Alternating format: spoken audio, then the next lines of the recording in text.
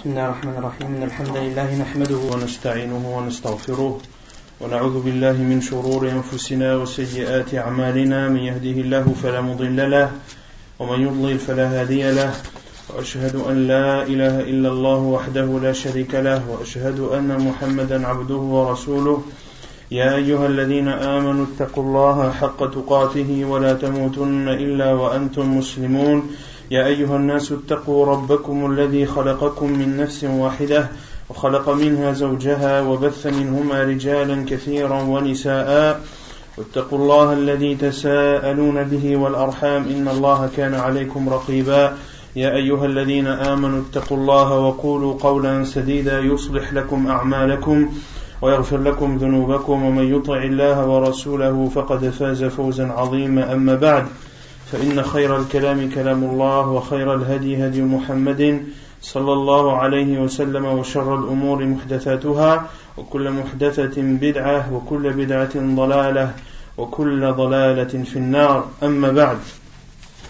On continue l'explication du livre Al-Wajiz fi fiqh sunnati wal kitab al-aziz, toujours dans le chapitre ou dans le livre des serments et des vœux. Donc la semaine dernière on avait vu le chapitre d'une ambiguïté que l'auteur avait cité pour répondre à des personnes qui ne jurent pas par le nom d'Allah subhanahu wa ta'ala en utilisant un verset pour preuve en disant Allah azza wa jalla dit وَلَا تَجْعَلُوا اللَّهَ عُرْضَةً لِأَيْمَانِكُمْ et n'utilisez pas le nom d'Allah dans vos serments. Quelle est la réponse à cette ambiguïté?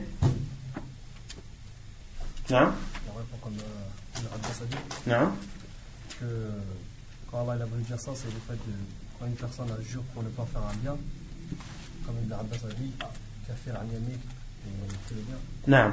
La réponse est le tafsir de Abdullah ibn Abbas qui est turjuman dans le Coran, qui est l'exégète du Coran, celui à qui le prophète sallallahu alayhi wa sallam a invoqué en sa faveur en lui disant Allahumma faqihhu fi ad-din wa alimhu at-ta'wil. Oh Allah, accorde-lui la compréhension de la religion et enseigne-lui l'interprétation, c'est-à-dire tafsir du Coran, et enseigne-lui l'interprétation du Coran.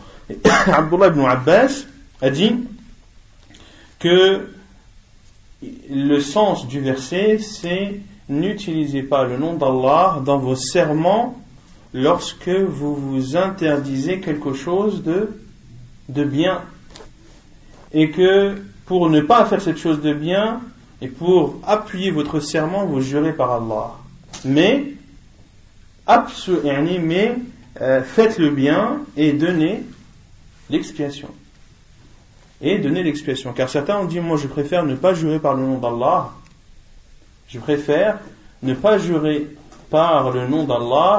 car si je jure par le nom d'Allah et que je mens c'est très grave. Et ici il y a la parole de Abdullah ibn Mas'ud qui dit de jurer. Il est plus préférable pour moi de jurer par le nom d'Allah en mentant que de jurer sur la tête en disant la vérité. Qu'il m'est préférable de jurer par le nom d'Allah en mentant que de jurer par autre qu'Allah en disant la vérité. Taïb. Ensuite, on avait parlé du chapitre du fait de jurer par une autre religion que l'islam. Qu'est-ce que cela signifie, le fait de jurer par une autre religion que l'islam? Non? Dire si ça c'est pas vrai, ben je suis pas musulman. Je veux faire ça, par exemple, et si je ne le fais pas, je ne suis pas un musulman. Ou je suis un juif ou un chrétien si je ne fais pas telle ou telle chose. D'accord? Ici, quel est le jugement du fait de jurer par une autre religion que l'islam? Non? Fahuwa minhum. In kana, comme l'a dit le prophète sallallahu alayhi wa sallam, si il a menti en étant conscient et de façon délibérée, le prophète sallallahu alayhi wa sallam a dit fahuwa kama qal.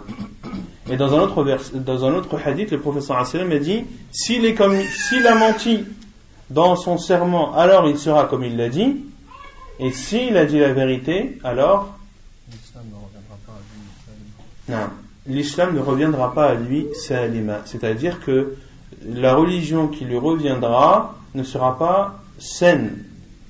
Elle ne sera pas saine, mais elle sera détériorée et elle connaîtra un manque.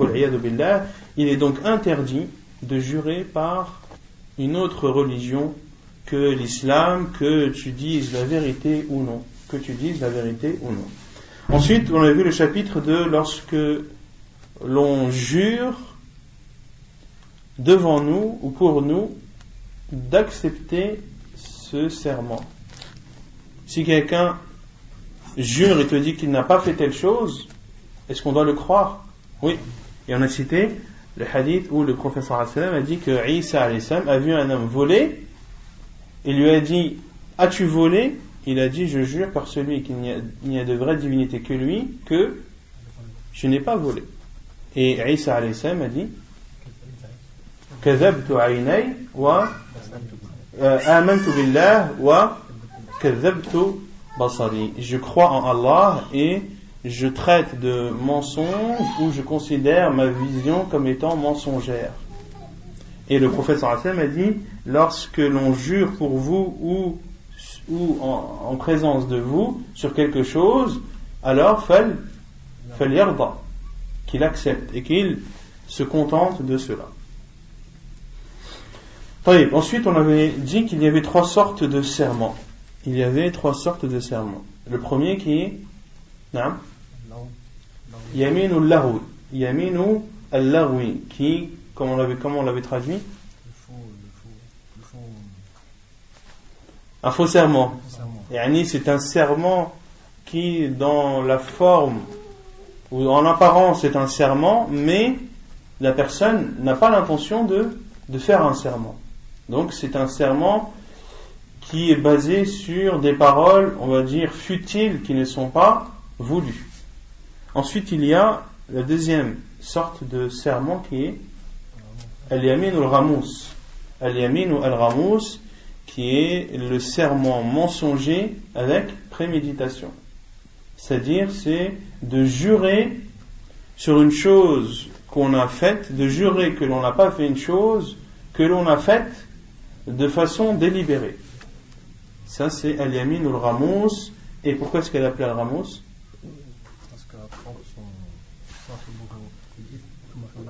Non, car elle plonge celui qui a juré dans le mal, premièrement, autrement dit dans cette vie d'ici-bas, et elle le plongera en enfer, dans l'au-delà.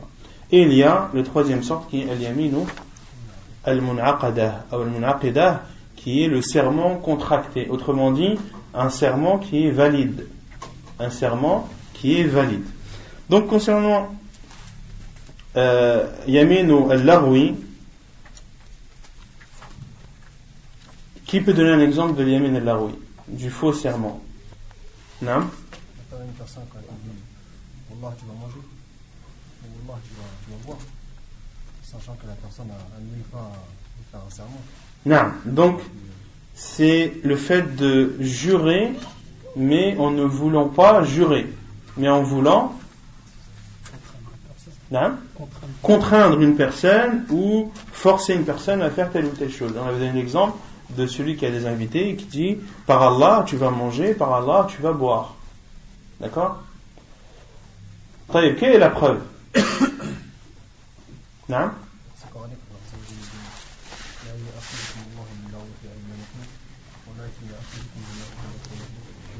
نعم أحسنت لا يؤاخذكم الله باللغو في أيمانكم ولكن يؤاخذكم بما كسبت قلوبكم. Et dans l'autre verset ولكن يؤاخذكم بما عقدتم الأيمان.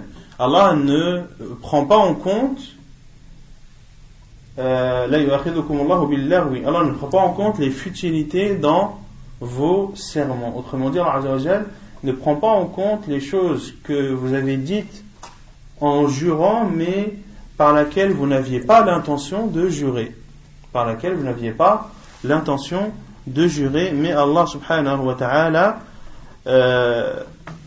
vous réprimandera et prendra en compte ce que vous avez dit en ayant l'intention effectivement de l'exécuter et de contracter un serment. Et on avait dit également qu'il y avait une deuxième sorte de al-yamin al-laghwi, al-yamin al-laghwi, qui est non, celui qui jure pour une chose passée. non.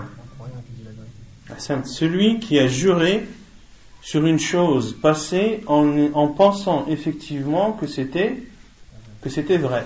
Par exemple, je jure par Allah que je suis parti tel jour à tel endroit. T'étais où? Je jure par Allah que j'étais tel jour à tel endroit. En pensant effectivement que c'était vrai. Puis ensuite, en faisant un peu de recherche, il s'est rendu compte qu'en fin de compte, c'était pas ce jour-là qu'il y était, mais c'était la veille ou le lendemain. Ici, est-ce qu'il doit faire l'expiation de son serment? Non, car il a juré sur une chose passée alors qu'il n'avait pas l'intention de mentir. Il y a aussi une preuve que l'auteur n'avait pas citée et qu'on n'avait pas citée aussi la semaine dernière sur al-yamin al-laghwi. Par exemple, le fait de dire tu vas boire, ou je jure par Allah que tu mangeras, je jure par Allah que tu boiras.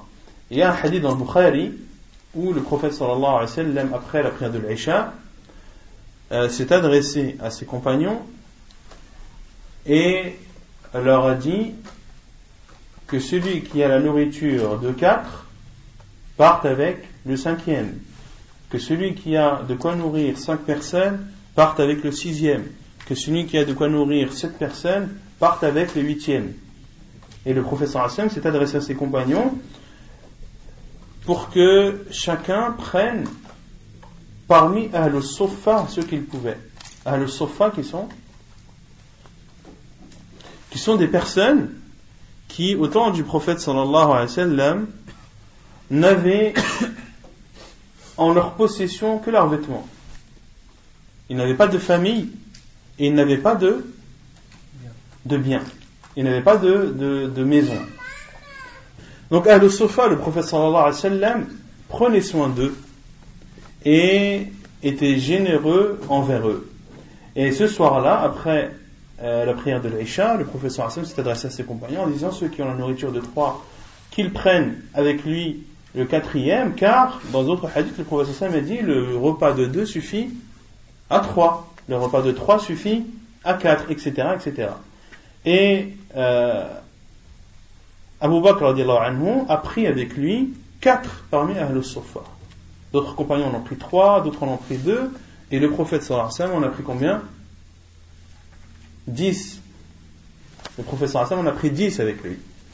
Et Abu Bakr radiallahu anhu a emmené ses invités chez lui en confiant la tâche à son fils Abdurrahman ibn Abi Bakr de s'occuper des invités, de leur donner à manger. Et Abu Bakr radiallahu anhu est parti, comme c'était son habitude, chez le prophète sallallahu alayhi wa sallam, car il était quasiment tout le temps en sa compagnie. Et lorsqu'Abu Bakr est rentré, il a vu que ses invités n'avaient pas mangé. Il a vu que ses invités n'avaient pas mangé. Il a alors appelé Abdurrahman ibn Abi Bakr, son fils, qui a eu peur de son père, car son père il n'était pas content. Il pensait qu'il allait rentrer et que le dîner, que ses invités auraient déjà dîné. Il a donc appelé Abdurrahman, son fils, qui s'est caché. Il s'est caché car il a entendu la voix de son père, il avait peur qu'il le frappe ou autre. Il ne répondait pas. Il disait soit tu viens ou soit je vais te chercher. Ensuite il est venu et c'est là où les invités ont dit qu'effectivement ils nous ont proposé à manger, mais que l'on a refusé. On a refusé. Et Abu Bakr radiallahu anhu a dit je jure par Allah que je ne mangerai pas. Je jure par Allah que je ne mangerai pas la nourriture. Et eux, ils ont dit, nous ne pouvions manger sans ta présence. Nous attendions que tu reviennes pour pouvoir manger. Il était pour nous inconcevable de manger sans que tu ne sois là. Et Abu Bakr a dit, par Allah, je ne mangerai pas. Et ils ont dit, par Allah, nous ne mangerons pas. Si tu ne manges pas. Et ensuite, Abu Bakr a dit, hada min ash-shaytan. Fa'akal wa akalu. Abu Bakr a dit, ceci provient du diable, il a mangé et les gens ont mangé. Et le lendemain, le prophète sallallahu alayhi wa sallam, cette histoire est arrivée à ses oreilles, le prophète sallallahu alayhi wa sallam a dit Anta khiyaruhum, tu es le meilleur d'entre eux. Et dans ce hadith, le prophète sallallahu alayhi wa sallam n'a pas ordonné à Abu Bakr de faire al-kaffara. Et dans le hadith, il n'a pas été cité que Abu Bakr a fait al-kaffara, car il n'a pas dit cela en voulant jurer, en voulant contracter un serment, mais il a dit cela pour forcer ses invités à manger même si ils n'étaient pas présents. Et c'est l'avis de Cheikh l'Islam Ibn Taymiyyah rahimahullah ta'ala, car d'autres savants ont dit non. On dit que le prophète sallallahu alayhi wa sallam n'a pas parlé de kaffara et que dans le hadith il n'y a pas été cité al-kaffara car c'était quelque chose de connu et c'était quelque chose qui devait être fait d'office. D'accord? Et d'autres compagnons ont dit non. Pourquoi? Car le fait de parjurer est déconseillé en islam, voire interdit. Qu'est-ce que le fait de parjurer? Al-hinth en arabe, c'est le fait de faire le contraire de ce que tu as juré de ne pas faire ou de faire. Tu as juré de faire quelque chose et tu parjures, c'est-à-dire tu ne tiens pas et tu casses ton serment. Et tu casses ton serment. Et ici Abu Bakr n'a pas fait al-hinth car pour lui ce n'était pas quelque chose de contracté. Ce n'était pas un serment contracté. Ensuite, on avait parlé de l'yamin al-ghamous. On va avancer. L'yamin al-ghamous qui est le serment mensonger avec préméditation. Et on avait dit que c'est celui dans lequel il est voulu la perversité, où il est voulu le mal, où il est voulu le fait de prendre le bien d'autrui. Tu as pris telle ou telle somme? Non, je jure par Allah que je ne l'ai pas pris. Alors qu'il l'a pris. Ça c'est considéré comme al-yamin al-ghamous. Et on avait vu que cela faisait partie des plus grands péchés. Des péchés les plus graves parmi les grands. Des péchés les plus graves parmi les grands. Et c'est pour cela qu'il n'y a pas d'expiation. Pour celui qui a fait al-yamin al-ghamous. Son expiation, il n'y en a pas. Il doit se repentir en respectant les conditions du repentir. Et le prophète sallallahu alayhi wa sallam a dit dans plusieurs hadiths, les grands péchés sont al-ishraku billah, associer une divinité à Allah azza wa jal, de tuer une âme sans raison justifiée en islam, et en troisième lieu vient al-yamin al-ghamous. En quatrième lieu, al-yamin al-ghamous. Wa qatlu nafsi, na'am. Entre al-ishrak et entre l'associationnisme et qatlu nafs, il y a uquq al-walidayn, il y a la désobéissance aux parents, et al-yamin al-ghamous vient en quatrième position. طيب, on s'est arrêté ici. يقول المؤلف اليمين المنعقدة وحكمها. اليمين المنعقدة هي اليمين التي يقصدها الحالف ويصمم عليها توكيدا لفعل شيء أو تركه. فإن بر بيمينه فلا شيء عليه، وإن حنث فعليه الكفارة لقول الله تعالى ولكن يؤاخذكم بما كسبت قلوبكم، وقوله ولكن يؤاخذكم بما عقدتم الأيمان. Donc, al-yamin al-mun'aqada, c'est-à-dire le serment contracté et son jugement. Le serment contracté, c'est un serment que a voulu celui qui a juré, c'est-à-dire c'est un serment qui est voulu. Wa yusammamu alayha, et qu'il décide fermement. Lorsque tu jures, tu es ferme dans ce que tu dis, tu penses ce que tu dis, et pour toi, c'est effectivement un serment qui est donc contracté. Et tu jures, pourquoi? Tawkidan li fi'li shay'in aw tarki. Ceci pour appuyer le fait que tu vas faire quelque chose ou que tu ne vas pas faire quelque chose. Je jure par Allah que par exemple que tu ne rentreras pas chez moi. Pourquoi est-ce que tu jures? Pour faire comprendre à la personne qu'effectivement elle ne rentrera pas chez toi et que tu feras tout ce qui sera en ta possibilité pour que cette personne ne rentrera pas chez toi. Et en disant ça, tu as l'intention effectivement de contracter un serment. فَإِنْ بَرَّ بِيَمِينِهِ فَلَا شَيْءَ عَلَيْهِ. S'il tient son serment, alors il n'a rien à faire. C'est-à-dire qu'il n'a ni compensation à donner, ni expiation, et qu'il n'a pas commis de péché. فَلَا شَيْءَ عَلَيْهِ. وَإِنْ حَنَثَ فَعَلَيْهِ الْكَفَّارَةِ. Et s'il parjure, c'est-à-dire si il a fait ce qu'il avait juré de ne pas faire, ou s'il n'a pas fait ce qu'il avait juré de faire, alors il doit donner une expiation. Une kafara est la preuve et la parole d'Allah Azza wa Jal, mais il vous prend en compte, ou il prend en compte ce que vos cœurs ont acquis. Et dans l'autre verset, mais Allah prend en compte ce que vous avez l'intention, les serments que vous avez l'intention d'exécuter. Mabna al-aymanu ala niyya. Le chapitre du fait que les serments sont basés sur l'intention. عن عمر بن الخطاب رضي الله عنه قال سمعت رسول الله صلى الله عليه وسلم يقول إنما الأعمال بالنية فمن حلف على شيء وورى بغيره فالعبرة بنيته لا بلفظه. عن سويد بن حنظلة قال خرجنا نريد رسول الله صلى الله عليه وسلم ومعنا وائل بن حجر فأخذه عدو له فتحرج الناس أن يحلفوا فحلفت أنا وأنه أخي فخل سبيله فأتينا رسول الله صلى الله عليه وسلم فأخبرته أن القوم تحرجوا أن يحلفوا وحلفت أنا أنه أخي فقال صدقت المسلم أخو المسلم وإنما تعتبر نية الحلف إذا لم يستحلف فإذا استحلفت اليمين على نية المستحلف. Donc selon Omar ibn al-Khattab radiallahu anhu, il dit, j'ai entendu le prophète sallallahu alayhi wa sallam dire, les actes ne valent que par l'intention. C'est un hadith sur lequel la religion repose, c'est-à-dire que tous les actes reviennent à ce hadith qui est l'intention. Et qui dit intention dit sincérité, que lorsque tu fais une chose, tu seras rétribué sur cette chose en fonction de ton intention. Celui donc qui jure sur une chose, وَوَرَّى بِغَيْرِهِ. ما معنى وَرَّى؟ Ça signifie quoi, وَرَّى?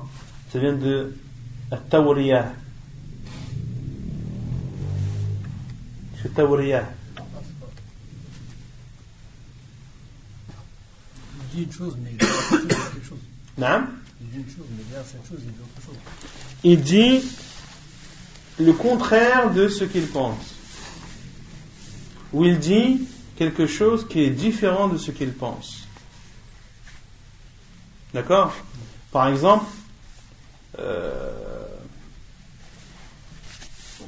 sais pas, par exemple, tu es en présence de quelqu'un, une personne t'appelle au téléphone, et cette personne, la personne qui est en ta présence ne veut pas lui parler, et il te dit, est-ce que un tel il est avec toi ou pas? Tu dis non, il n'est pas là. Non, il n'est pas là. Quand il va entendre, il va dire quoi? C'est celui qui va écouter, qu'est-ce qu'il va croire? Qu'il n'est pas là, alors que toi, tu as dit ce que tu ne penses pas. Il est là, oui, mais en fait, il n'est pas là. Mais il est avec moi, mais il n'est pas là. D'accord? C'est le fait de dire quelque chose que tu ne penses pas. Ou d'utiliser des ruses en jouant sur les mots.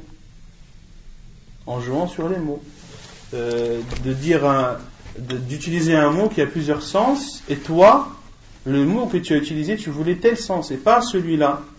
Mais ton but, c'est de faire comprendre à l'autre que c'est effectivement ça. Vous avez compris? Par exemple, est-ce que tu es sorti hier? Wallahi, je ne suis pas sorti. Mais moi, dans mon intention, c'est je suis pas sorti, je sais pas, je suis pas sorti de tel endroit, je suis pas sorti du travail.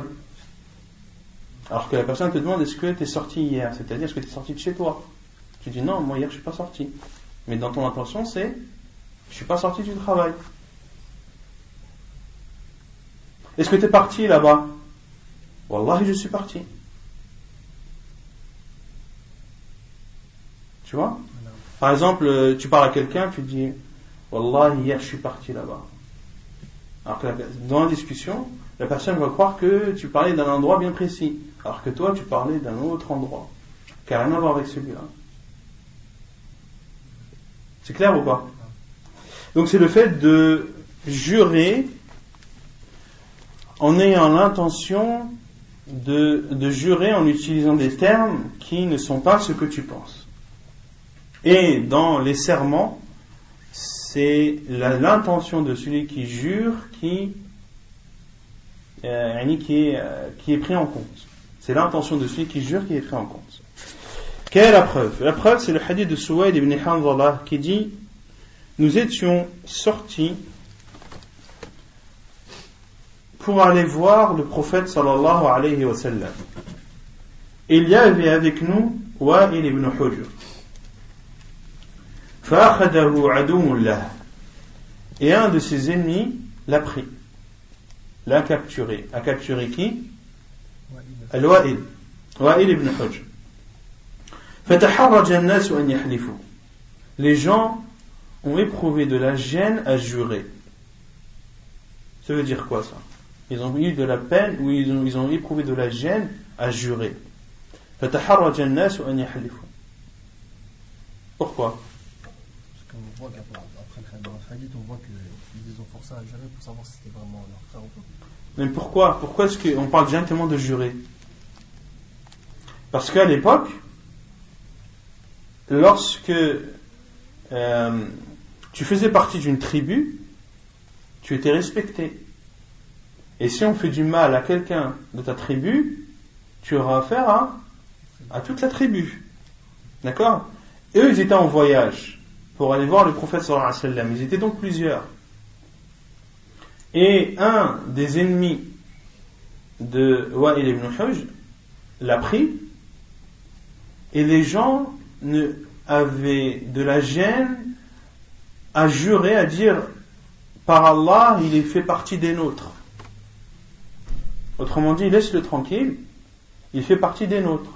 Et si tu lui fais du mal, ou si il t'arrive de le tuer, tu auras des comptes à rendre à toute la tribu. Et les gens ne voulaient pas jurer en mentant. Ils ont éprouvé de la gêne parce qu'en jurant, ils auraient menti. Et Suwayd ibn Hanzala a dit فَحَلَفْتُ أَنَا أَنَّهُ أَخِي. Les gens ont eu de la gêne, mais moi j'ai juré que c'était mon frère. J'ai juré que c'était mon frère. فَخَلَّ سَبِيلَهُ. Et son ennemi l'a laissé. Il l'a libéré. Nous sommes ensuite arrivés vers le prophète sallallahu alayhi wa sallam, chez le prophète sallallahu alayhi wa sallam, et je lui ai informé, c'est Suwayd ibn Hanzala qui parle, et je lui ai informé que les gens avaient de la gêne à jurer. Et j'ai juré moi que c'était mon frère. Et le prophète sallallahu alayhi wa sallam lui a dit, tu as dit vrai, al-muslimu akhul muslim. Tu as dit vrai, le musulman est le frère du musulman. Donc, Suwayd ibn Hanzala a juré que c'était son frère, mais lui, il avait l'intention de dire que c'était son frère en religion. Et l'autre a cru que c'était son frère de sang. C'est pour cela qu'il a laissé. وإنما تعتبر نية الحالف إذا لم يستحلف فإذا استحلف فاليمين على نية المستحلف.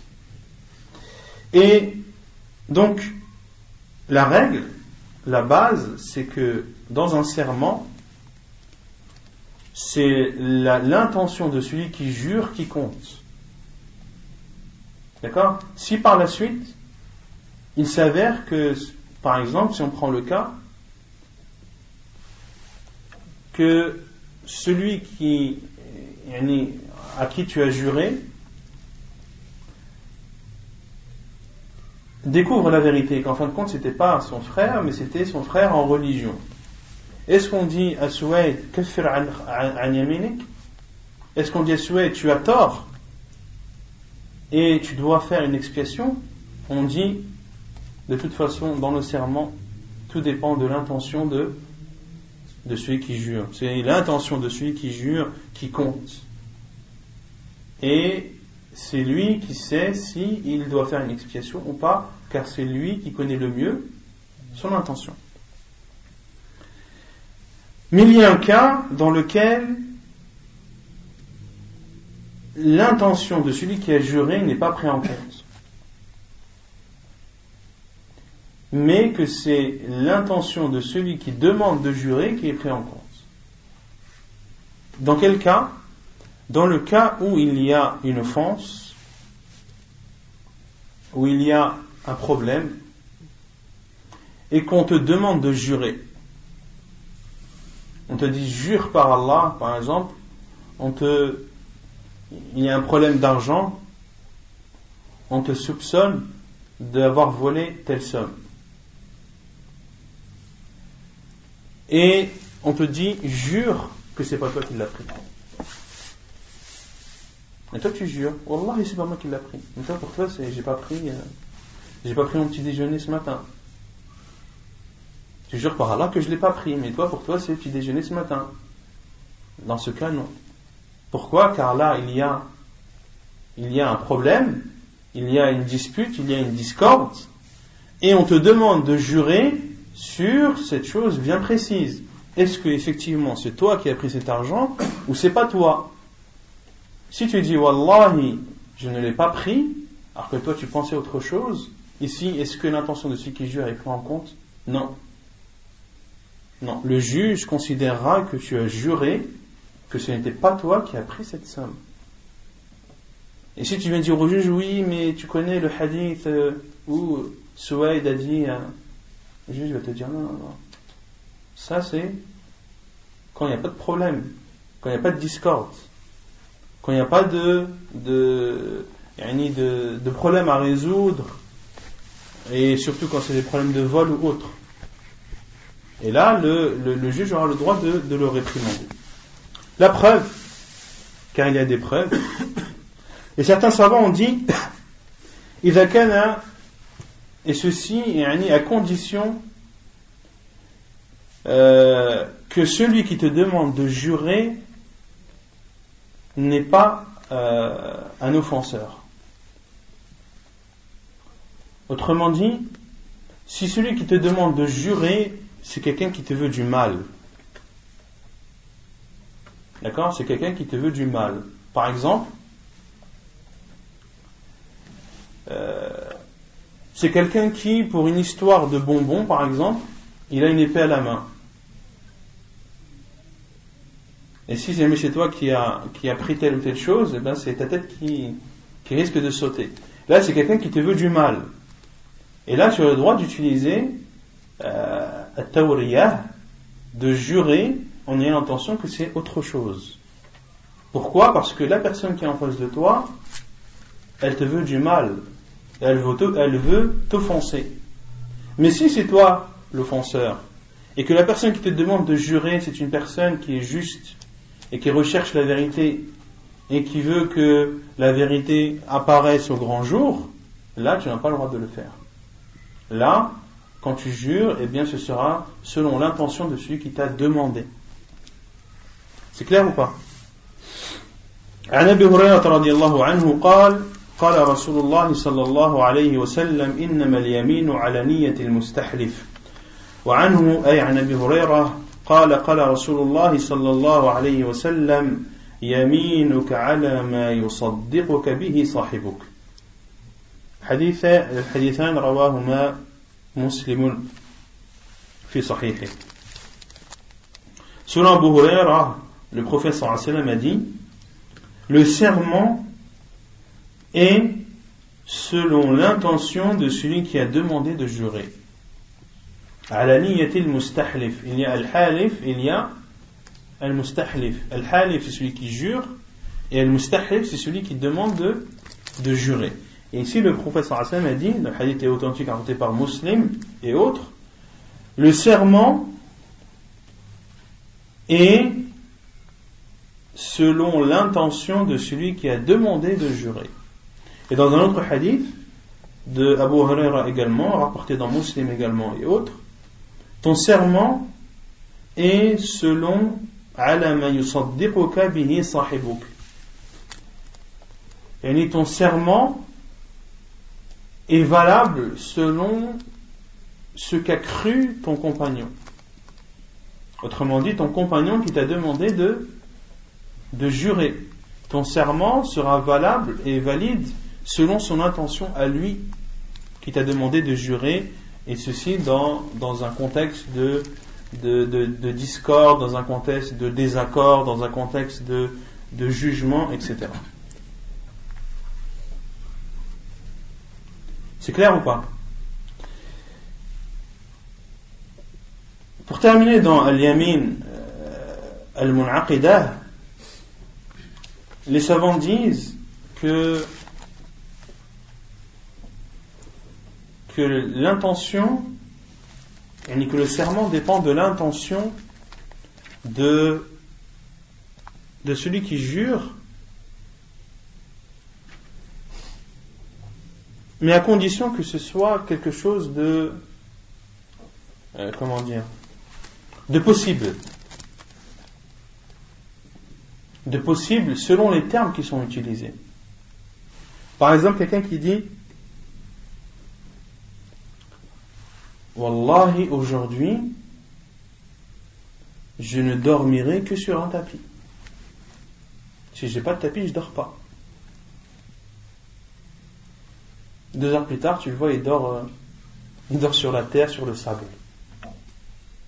Qu'est-ce qu'on lui dit? On lui dit, toi, tu dois donner une expiation à ton serment ou non? Si on lui demande, il dit, moi, quand j'ai dit je ne dormirai pas sur un tapis, pour moi, je parlais de la terre. Parce que Allah Azza wa Jalla a dit, Alladhi ja'ala lakum al-arda firasha. Celui qui a fait pour vous de la terre un tapis. Est-ce qu'on lui dit tu plaisantes, ou est-ce qu'on lui dit c'est vrai, t'as raison? C'est-à-dire que effectivement, si c'était ton intention, tu as raison. Pourquoi? Parce que c'est quelque chose qui est possible. Il y a une origine, il y a un sens. Le terme firash, il peut vouloir dire la terre, comme il peut vouloir dire le tapis. C'est quelque chose qui est soutenu dans la langue arabe. Par exemple, les savants disent également que le serment peut être lié à une cause. Par exemple, on te dit un tel, c'est un de ces innovateurs, tu peux même pas t'imaginer. Il est dans un égarement pas possible. Et toi tu dis Wallahi, je lui parle plus à lui, c'est fini. Et ensuite, t'apprends qu'en fin de compte, on s'est trompé. C'était pas lui, mais c'était quelqu'un d'autre. Et que toi, le lendemain, tu parles effectivement à cette personne auquel tu as juré de ne pas parler. Est-ce que tu dois faire une expiation ou pas? Non, pourquoi? Parce que toi, tu es persuadé que c'était lui. Ici, les savants ils disent les sabab. Tu n'as pas d'expiation à donner car ton serment avait une raison. Pourquoi tu as juré de ne pas parler à un tel? Parce qu'on t'a dit que c'était un grand innovateur. Mais ce n'était pas lui, c'était une autre personne. Donc ici, ton serment est lié à une cause. Pourquoi tu as juré pour une cause? Mais cette cause, elle est fausse. Donc, tu n'as pas à faire d'expiation sur ce serment-là que tu as fait. Car c'est un serment que tu as fait qui avait une cause. Et si on ne t'avait pas dit que c'était un grand innovateur, est-ce que tu aurais juré de ne plus lui parler? Non. C'est clair?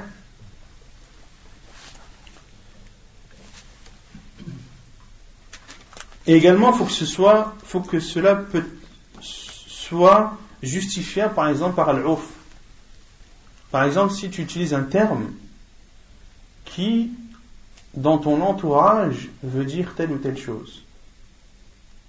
Ou par exemple, un terme qui englobe beaucoup de choses. Par exemple, je sais pas, par exemple, d'utiliser un terme qui, dans ton entourage, a un sens qui est plus vaste, par exemple. Si tu jures de ne pas faire telle ou telle chose, tu jures de ne pas faire telle chose, mais dans ton entourage, dans ton urf, cette chose-là, elle veut dire que ça, elle ne veut pas dire autre chose. Est-ce que ici, on prend en compte cet argument ou pas? Oui ou non? Les savants disent oui. On prend en compte al-urf dans al-yamin. Autrement dit, quand tu fais un serment, il y a 4 choses qui peuvent être prises en compte. Ton intention, il y a la cause, il y a al-urf, il y a la langue arabe. Ce sont 4 choses qui sont prises en compte dans les serments. C'est-à-dire que toi tu jures, mais pour toi, tu avais une intention autre que celle des termes que tu as prononcés. Ici, on prend en compte effectivement ta raison selon ton intention. Également, il y a al-sabab, la cause. Moi j'ai juré parce que, à cause de ça. Là on dit oui, effectivement, tu as raison, la cause est prise en compte dans les serments. Ou tu as juré telle ou telle chose, tu as fait le contraire. Tu dois faire ton expiation. Mais non, moi quand j'ai utilisé ce mot-là, parce que chez nous, ça veut dire ça. Ça veut pas dire ça. Tu as raison, alors il est pris en compte. Et la langue arabe. Tu as juré de ne pas faire telle chose et tu l'as faite. Oui, mais moi, je voulais pas dire ça, je voulais dire ça parce qu'en langue arabe, ça a effectivement ce sens-là. Donc il y a 4 choses qui sont prises dans le serment en compte. Al-niyya, l'intention, al-sabab, la cause, al-urf, les coutumes, si on peut dire ça, comme ça, et la langue arabe. Non. C'est spécifique la langue arabe. C'est la langue arabe, c'est pas comme la langue du pays. C'est en France, le français. Après, ça revient au urf dans ce cas-là. Si c'est pas pris en compte dans la langue arabe, ce sera pris en compte dans le urf, dans ta langue, la langue que tu utilises. Au fil l'oura, ouais, t'as raison, c'est la langue. C'est la langue, c'est-à-dire que c'est quelque chose qui peut être justifié dans la langue sur laquelle tu t'exprimes. D'accord? Donc là, par exemple, on a donné l'exemple de l'ard, de al-firash, que al-firash, ça voulait dire la terre, mais ça veut aussi dire le tapis. D'accord? طيب. لا حنث مع النسيان أو الخطأ. من حلف أن لا يفعل شيئا ففعله ناسيا أو خطأ فإنه لا يحنث. لقوله تعالى: ربنا لا تؤاخذنا إن نسينا أو أخطأنا. وفي الحديث أن الله قال نعم. حديث صحيح رواه مسلم. Il n'y a pas de parjure lors d'un oubli ou d'une erreur. Celui qui jure de ne pas faire une chose, puis l'a faite par oubli ou par erreur, il n'a pas parjuré. Il n'a pas parjuré. La preuve est la parole d'Allah Azza wa Jal: oh Allah, ne prends pas en compte ou ne nous réprimande pas lorsque nous oublions ou lorsque nous faisons une erreur, ou lorsque nous nous sommes trompés, c'est-à-dire de façon involontaire. Et dans le hadith, Allah subhanahu wa ta'ala a dit Na'am. Allah Azza wa Jalla a répondu en disant Na'am, effectivement, je ne vous prendrai pas ou je ne vous châtierai pas à cause d'un oubli ou d'une erreur involontaire. Hadith tout de suite apporté par Muslim. Involontaire, elle n'a pas fait exprès. Non. Tu as fait une erreur, c'est-à-dire que tu n'avais pas l'intention de la faire, mais tu l'as faite par erreur. Tu as fait une chose par erreur. Tu n'avais pas l'intention, ce n'était pas prémédité. Al-istithna'u fil yamin. Ensuite, l'auteur parle du chapitre de Al-Istithna fil Yamin. Qu'est-ce que Al-Istithna? Qu'est-ce que l'Istithna? Les exceptions. C'est le fait d'exclure quelque chose. C'est Al-Istithna, c'est par exemple des cas particuliers. Ça a le sens de cas particulier, mais c'est le fait de mettre de côté une chose. Dérogation. Non, dérogation c'est rukhsa. Par exemple, l'istithna, les savants ils disent qu'il y a le harf l'istithna c'est illa wa akhawatuha. Illa ou bien ses sœurs. Et parmi ses sœurs, il y a par exemple hasha, où il y a sawa, par exemple, où il y a ghayr, dakhaltu ou fa'ala dhalika ghayra hada, il a fait telle chose sauf telle chose. Il y a des pronoms en arabe qui sont des pronoms qui ont le sens de l'istithna, c'est-à-dire qui comment on traduit l'istithna? C'est le fait d'exclure quelque chose. Et il y a l'istithna dans le serment. Il y a l'istithna dans le serment. ومن حلف فقال إن شاء الله فقد استثنى ولا حنث عليه. Celui qui jure en disant Inch'Allah, il a alors fait l'istithna et il n'aura pas parjuré, il n'y aura pas de parjure. عن أبي هريرة رضي الله عنه عن النبي صلى الله عليه وسلم قال سليمان ابن داود نبي الله لأطوفن الليلة على 70 امرأة كلهم تأتي بغلام يقاتل في سبيل الله فقال له صاحبه أو الملك قل إن شاء الله فلم يقل ونسي فلم تأتي واحدة من نسائه إلا واحدة جاءت بشق غلام فقال رسول الله صلى الله عليه وسلم لو قال إن شاء الله لم يحنث وكان دركا له في حاجته. حديث متفق عليه. وعن ابن عمر قال قال رسول الله صلى الله عليه وسلم من حلف واستثنى إن شاء رجع وإن شاء ترك غير حانث. حديث صحيح رواه ابن ماجه وأبو داود والنسائي. Selon Abu Huraira radiallahu anhu, il dit, le prophète sallallahu alayhi wa sallam a dit, Sulayman ibn Daoud, le prophète d'Allah, a dit, La atufanna al-laylata ala 70 imra'atan. Je vais faire le tour cette nuit, je vais faire le tour de 70 femmes. Qui étaient ces femmes? Les femmes de Sulayman radiallahu anhu wa alayhi salam étaient au nombre de 70 et dans d'autres versions authentiques au nombre de authentique, je connais le nombre de 90, pas le nombre de 100. Vous êtes persuadé que 100 c'est... Moi 90 c'est dans Muslim. Donc il y a plusieurs versions, certaines 70, d'autres 90. Inch'Allah, je fais une recherche sur les 100 pour voir si la version également est authentique. Il a dit, je vais faire le tour cette nuit de 70 femmes et toutes auront un enfant qui combattra dans le sentier d'Allah.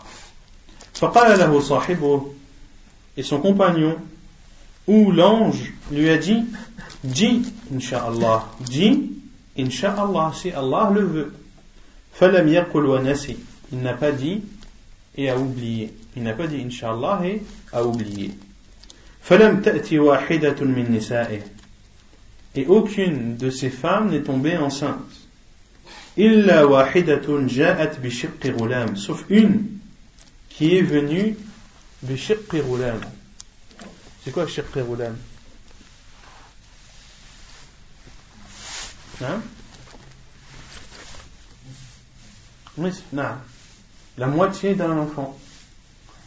Autrement dit, elle est venue avec un enfant qui n'était pas complet, c'était un fœtus ou un fœtus ou un embryon qui n'était pas complet. Donc c'était un enfant qui n'avait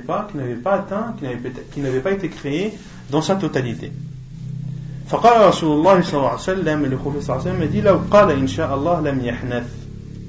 S'il avait dit Inch'Allah, il n'aurait pas parjuré. وَكَانَ دَرَكًا لَهُ فِي حَاجَتِهِ. Et ceci aurait fait en sorte qu'il ait eu ce dont il avait besoin. Hadith authentique apporté par Al-Bukhari et Muslim. Dans ce hadith, Sulayman ibn Daoud alayhi salam a juré qu'il allait faire le tour de 70 de ses femmes, autrement dit qu'il allait avoir des rapports avec elles. En une seule nuit, il a juré qu'en une seule nuit, il allait avoir des rapports avec 70 de ses femmes et que chacune tombera enceinte et qu'elle enfantera d'un enfant qui par la suite combattra dans le sentier d'Allah. Et son compagnon, dans une autre version, un ange, lui a dit Inch'Allah, dis si Allah le veut. Et Sulayman alayhi salam ne l'a pas dit et a oublié. Et aucune de ces femmes n'est tombée enceinte, hormis une qui a mis au monde un enfant qui n'était pas encore terminé. Et le professeur Hassan a dit s'il avait dit Inch'Allah, il n'aurait pas parjuré. S'il avait dit Inch'Allah, il n'aurait pas parjuré. Qu'est-ce qu'on en déduit de cette parole du professeur Hassan? Que celui qui fait al-istithna, que celui qui dit Inch'Allah en jurant et que cette chose n'a pas eu lieu, est-ce qu'il a une kafara à donner? Non. Il n'aura pas d'expiation à donner car il ne sera pas considéré comme ayant parjuré. Le professeur Hassan a dit s'il avait dit Inch'Allah, il n'aurait pas parjuré. Il n'aurait pas tenu, et il ne serait pas considéré comme ayant rompu son serment. Si tu dis Inch'Allah, les savants disent qu'il y a deux bénéfices. Le premier, c'est que Allah Azza wa Jal va te faciliter à avoir la chose sur laquelle tu as juré, car tu as dit si Allah le veut, donc Allah Azza wa Jal te facilitera. Et la preuve, c'est la parole du professeur sallam. S'il avait dit Inch'Allah, il n'aurait pas parjuré. Et ceci aurait été la cause à ce dont il avait besoin. Autrement dit, s'il avait dit Inch'Allah, cela aurait fait en sorte que ces femmes effectivement tombent enceintes. Car lui, c'était son but. Et c'est pour cela qu'il a juré d'ailleurs. Où est la preuve que Sulayman a juré alayhi salam? Tu allais me poser la question.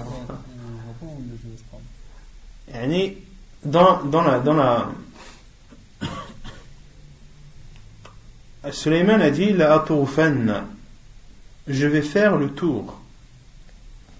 Et Al-Hafid ibn Hajar rahimahullah a dit dans le Fath wallamu jawabul qasam wa huwa mahdouf, que le lam c'est une réponse à un serment et ce serment est implicite.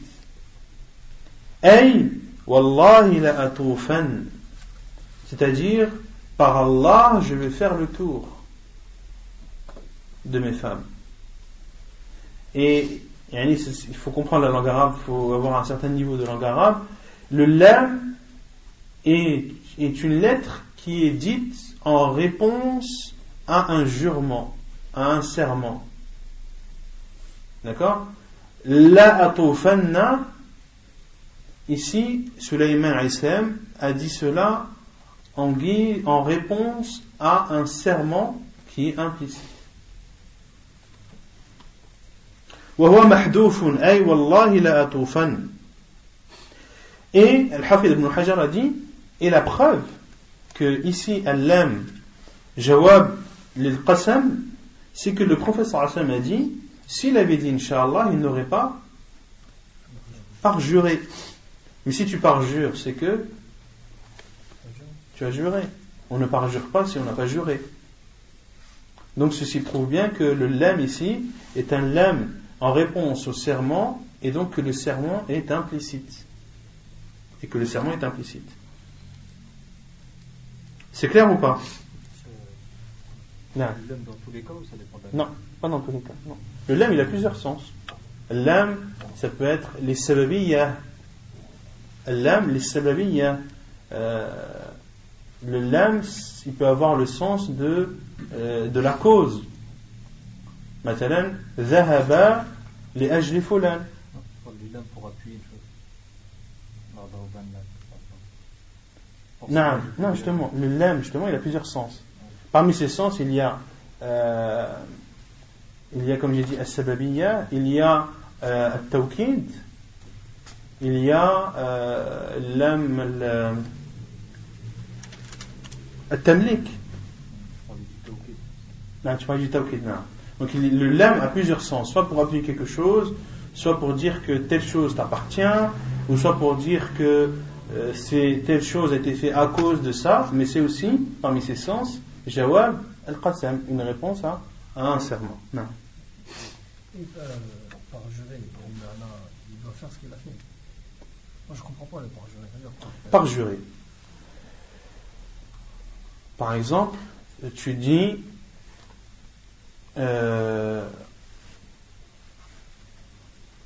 Wallahi, aujourd'hui, je vais sortir mes enfants au parc. D'accord? T'as pas sorti tes enfants au parc. C'est un parjure. T'as fait le contraire de ce que tu as juré de faire. Parjurer, c'est de faire le contraire de ce qu'on voulait faire. Faire le contraire de son serment. Et lui, Sulayman alayhi salam, a juré qu'il allait faire le tour de ses femmes et que ces femmes allaient avoir un enfant, etc. Et qu'ils allaient tomber enceintes. Et qu'elles allaient tomber enceintes. Selon sa religion, Allahu a'lam. Selon sa religion, est-ce qu'il avait une kafara ou pas, Allahu a'lam. Mais ici, le prophète sallallahu alayhi wa sallam dit, s'il n'avait pas fait, s'il avait dit, Inch'Allah, il n'aurait pas parjuré. Et le parjure, on verra Inch'Allah par la suite, des fois, tu es obligé de parjurer. Des fois, tu es obligé de parjurer. On verra, Inch'Allah, les cas où tu dois rompre ton serment. En fait, c'est ça. Parjurer, c'est rompre son serment. Et c'est le rompre, non pas par oubli, ni par erreur, parce que là, on a vu que la hintha, fi nisyan wal khata, qu'il n'y a pas de parjure par oubli ou par erreur. C'est-à-dire que quand tu as fait le contraire de ton serment, le cas concret, tu as juré de sortir tes enfants au parc, tu ne l'as pas fait. Pourquoi? Tu as totalement oublié. Ici, est-ce que c'est un parjure? Non. Mais si tu n'as pas oublié et que tu n'as pas fait une erreur, et que tu vois l'heure passer dans 10 minutes, un quart d'heure, 10 minutes, 1 heure, 2 heures, la nuit elle est tombée. Ici, tu as parjuré. Et quand tu parjures, tu dois faire le kafara. Tu dois faire une expiation. Non. Automatiquement, sauf quand c'est al-yamin al-ramos. Sauf quand c'est un serment sur une chose passée dans laquelle tu as menti de façon préméditée. Ici, il n'y a pas de kafara, mais c'est at-tawba. C'est clair ou pas?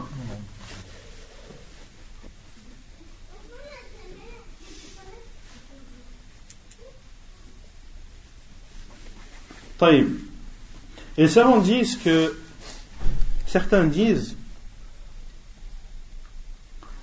que pour que l'istithna soit valide, il faut le dire juste après avoir juré. Et certains disent, certains savants donnent des conditions, on dit ton istithna, c'est-à-dire le fait de dire Inch'Allah ou de t'en remettre à Allah, déjà les savants donnent des conditions. Ils disent tout d'abord tu dois le prononcer. Toi, tu jures d'une chose et tu dis Inch'Allah dans ton cœur. Et tu dis Inch'Allah dans ton cœur. Quelle est la preuve que tu dois le dire? Le professeur Hassan a dit Law qala Inch'Allah. S'il avait dit Inch'Allah, donc tu dois le prononcer avec ta langue et non pas te contenter de le croire et de le penser fortement avec ton cœur. Et certains savants ont dit que il faut que tu aies eu l'intention de l'istithna avant d'avoir juré et non pas après. Par exemple, de dire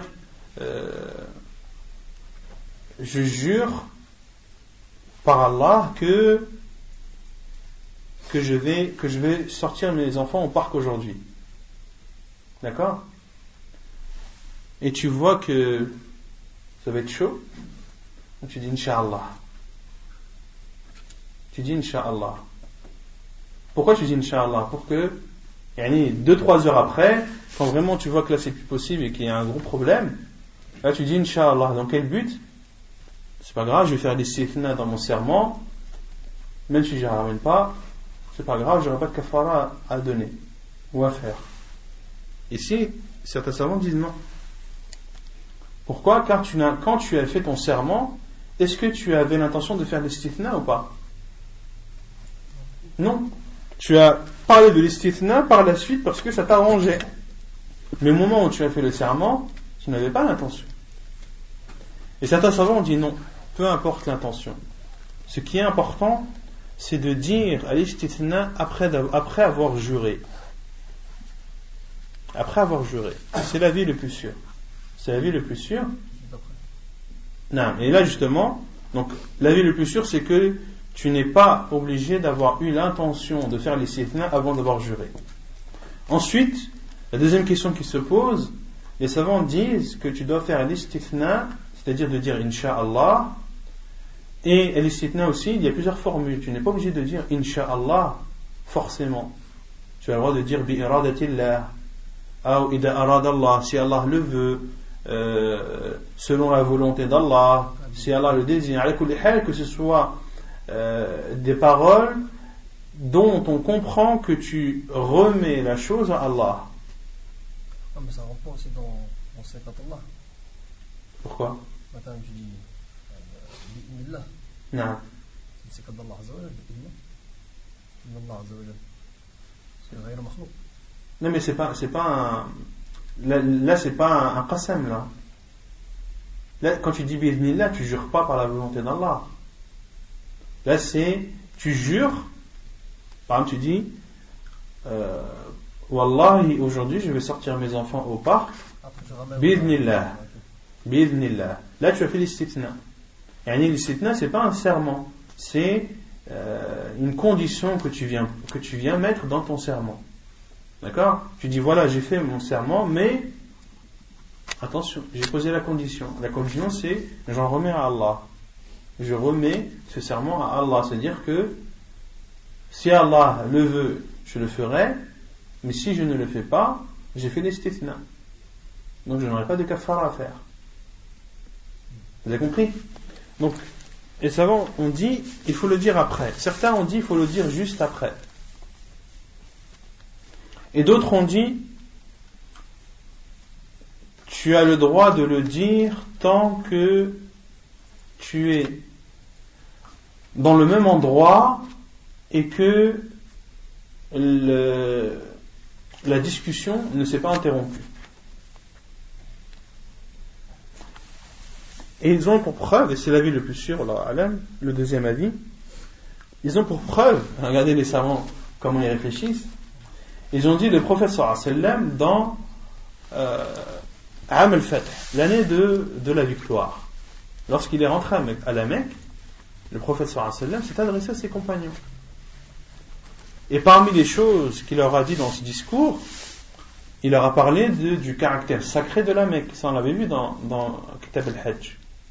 Et le prophète sallallahu alayhi wa sallam a dit, en parlant de la Mecque, la yu'dadu shawkuha wa la yuhtashu hashwuha, que les plantes épineuses ne devaient pas être arrachées et que l'herbe également ne devait pas être arrachée à la Mecque, que les plantations de la Mecque étaient sacrées. Et c'est là où Al-Abbas et le prophète sallam a fait son discours, et bien après, c'est-à-dire bien après que le prophète sallam ait parlé du caractère sacré, etc., Al-Abbas ibn Abdul Muttalib, qui est l'oncle du prophète sallam, a dit: Ya Rasulallah, illa al-idkhir fa innahu li buyutihim wa quburihim.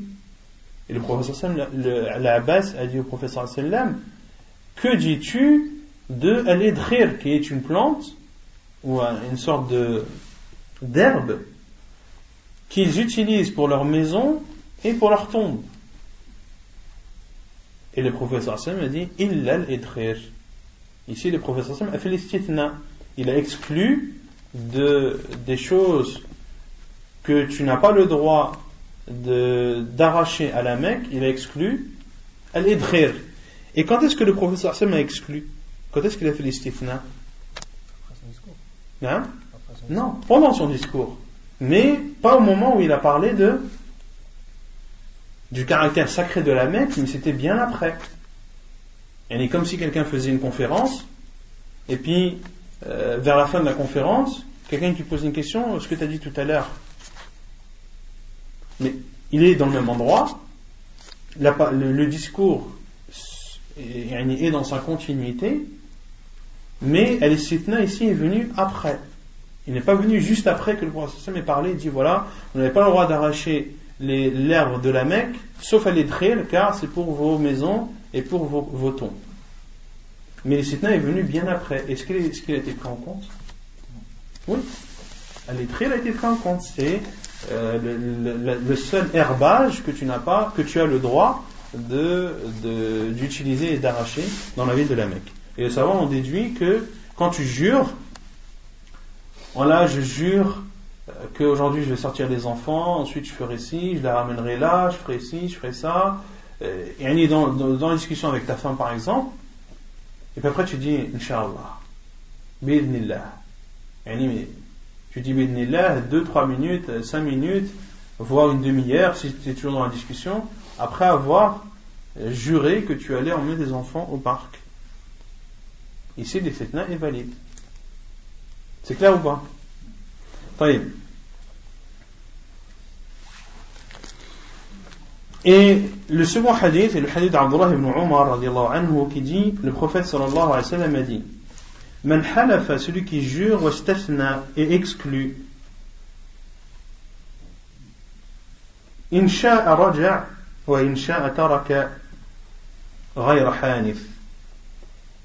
S'il veut, il revient sur son jugement, sur son serment, sinon il le délaisse sans avoir parjuré.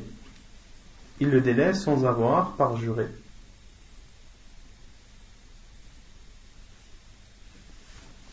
C'est clair? طيب. من حلف على يمين فرأى غيرها خيرا منها. Celui qui jure et qui jure sur une chose et par la suite une chose meilleure lui apparaît. Que doit-il faire? عن أبي هريرة رضي الله عنه قال قال رسول الله صلى الله عليه وسلم من حلف على يمين فرأى غيرها خيرا منها فليأتي الذي هو خير وليكفر عن يمينه. فليأتي الذي هو خير وليكفر عن يمينه. Sur Abu Hurayra radiallahu anhu, le prophète sallallahu alayhi wa sallam a dit: celui qui jure sur une chose puis il lui apparaît une chose meilleure, qu'il fasse cette chose qui est meilleure et qu'il expie son serment, et qu'il fasse une expiation sur son serment.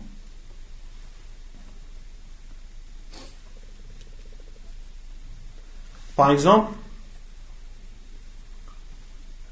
je sais pas, tu as juré que tel jour tu vas aller à tel endroit, que tu vas voyager à tel endroit.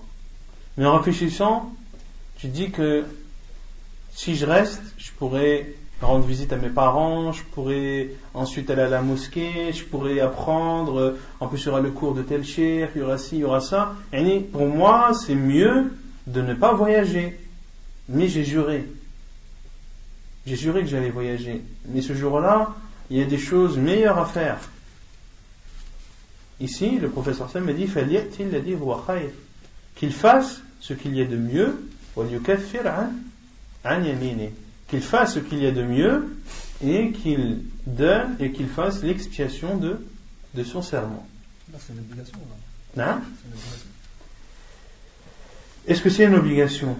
Allah alam. Il faudrait que je fasse une recherche. Mais je ne pense pas que c'est une obligation. Tout dépend du cas, yani, tout dépend du cas. Il n'y a pas un ordre là? Non. C'est un ordre, ça. Mais tout dépend de la circonstance.